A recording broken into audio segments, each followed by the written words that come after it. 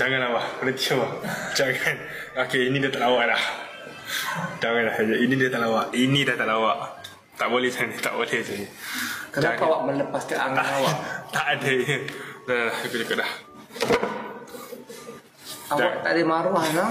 Jangan Wah, jangan Awak boleh tak jaga maruah awak? Abah, orang betul-betul ingat yang amal kentut tu Abah. Orang betul-betul ingat amal kentut. Awak terus yang buka ayat awak lah.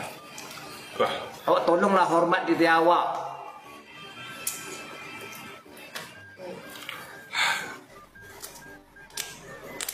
Jangan kentut bersepah, buang angin bersepah ya. Busuk.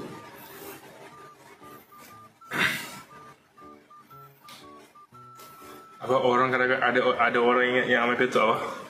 Siapa yang ingat? Banyak orang, diorang ingat amal kentut. Dan awak memang kentut. Apa yang buat?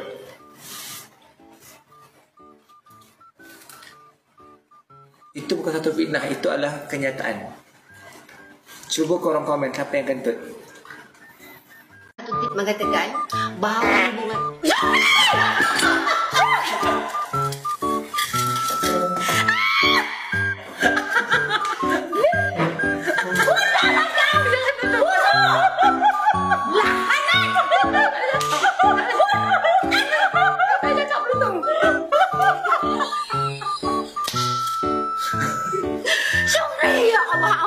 sekejap pakai baju Syukri. Nanti kena buat askar.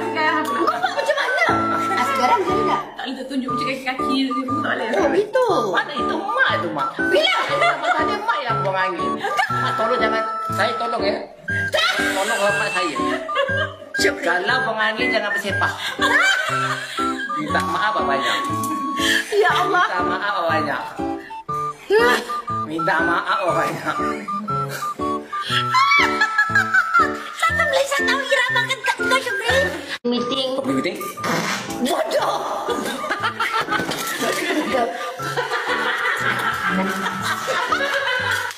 Setan. Kau kentut. Oh, lah anak.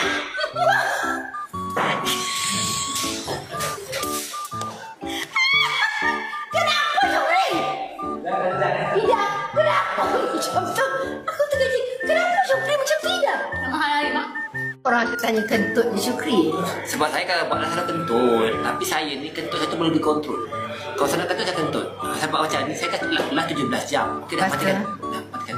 Saya kan buatlah 17 jam, 16 jam malam pagi ke petang ke malam. Jadi saya tak larang nak apa-apa. Saya kentut je dalam saya ramai. Jadi orang kata kentut lucu, orang seronok. Kalau macam kentut macam hiburan muzik. Ya ke?